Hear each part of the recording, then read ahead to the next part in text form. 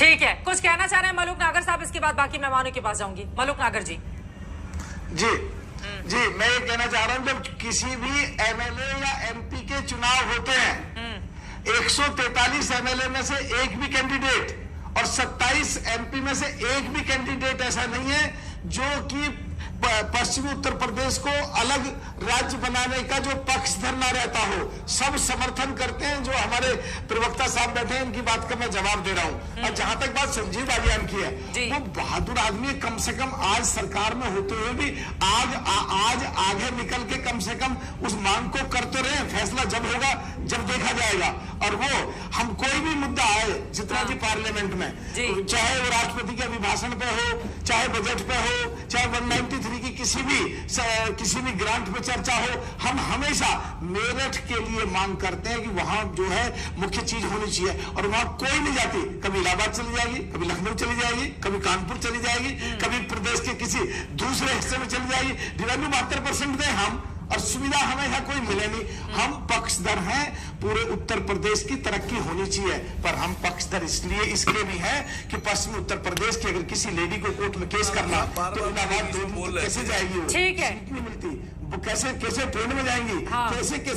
कैसे जो लखनऊ जाना के राजधानी में कैसे लोग जाते हैं, पूरी रात लग जाती है, पूरा सर आपकी बातों से लग रहा है कि इतनी ज्यादा परेशानी है, मतलब आपकी बातों से लग रहा है कितनी ज्यादा परेशानी है उत्तर प्रदेश में, और अगर बंटवारा नहीं हुआ तो न जाने लोगों के लिए कितनी मुसीबत आने वाली है। सर चित्रा जी, फायदा लेने और नुकसान लेने की बात नहीं है। 2012 में हमने किया और बाबा साहब ने 1955 में किया। 2020 में 15 सितंबर को मैंने पार्लियामेंट में बोला, जब कोई चुनाव नहीं था, जब कोई सामने कुछ नहीं था। हम पार्टी पॉलिटिक्स, चुनाव जीतना हारना, एमएलए एमपी बनना, मिनिस्टर बनना, सबसे ऊपर उठ के देश के हित में और देश की जनता के हित में और पश्चिम उत्तर प्रदेश के हित में, पश्चिम उत्तर प्रदेश की जनता के हित में सोचते हैं और करते हैं। वो कह रहे राजनीतिक फायदे के लिए ऐसा नहीं होना चाहिए, और अगर बंटवारा होगा तो खर्चा बहुत ज्यादा आएगा। देश की नहीं, ये कुछ भी खर्चा नहीं है, नाम मात्र के लिए। मैं क्या कहना चाह रहा हूँ, देश की आबादी बढ़ी 545 या 543 से 800, सुनो 800, और नई संसद भी बनाई है अभी आपने, सुनो प्लीज, 888 एमपी बनेंगे। तो ऐसी स्थिति में यूपी में 147, चित्रा जी ने रोकिए, चित्रा जी रोकिए ने 147 एमपी यूपी में आएंगे। 147 एमपी यूपी में बनेंगे, और जिनमें एक में 4 एमपी है, एक स्टेट में, गोवा में 2 हैं, उत्तराखंड में 4 हैं, हरियाणा में 10 हैं, कहीं 18 हैं। तो ये तो रहेंगे एक ही स्टेट, छोटे, और 147 जहां एमपी हो जाएंगे, 888 जो बनने वाले आगे पॉपुलेशन के आधार पर, आज तक में ये खबर चली है। तो क्या 147 एमपी के लिए एक ही स्टेट रहेगा?